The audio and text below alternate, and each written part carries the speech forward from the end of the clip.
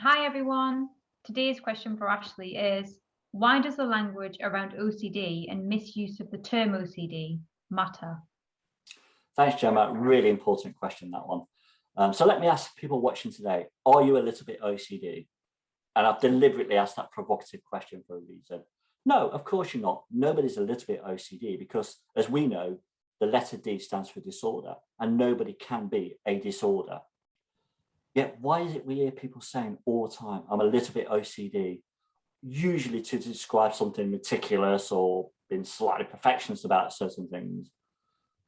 You see, there's a reason this is a problem, because unless those rituals cause untold anxiety, worry, distress, and impact on a person's ability to function, it's unlikely to be OCD.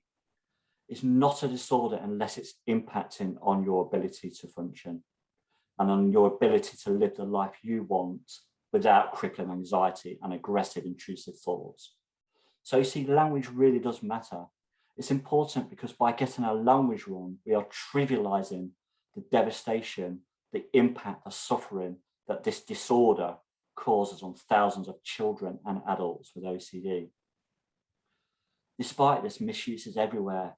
Social media memes, traditional media platforms, even ITV soap operas, Emmerdale and Coronation Street have included numerous OCD jokes over the last few years.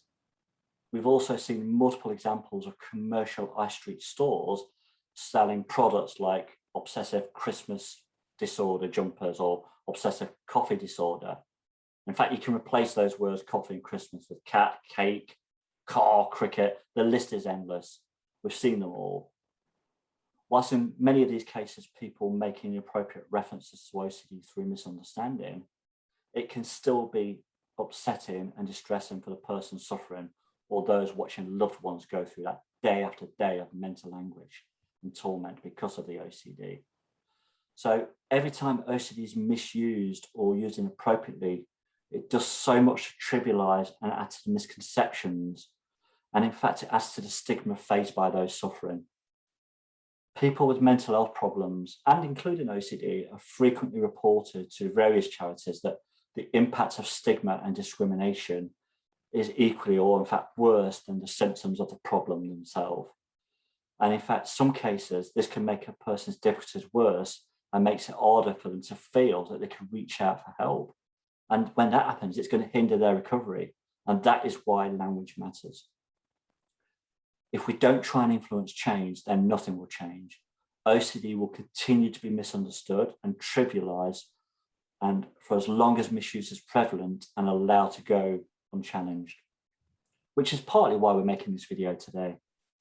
So if you are listening to me today, as somebody with OCD myself, I ask only one thing of you, that you try and show a little bit of understanding and respect for those that are suffering with OCD by not misusing the term OCD. Thank you.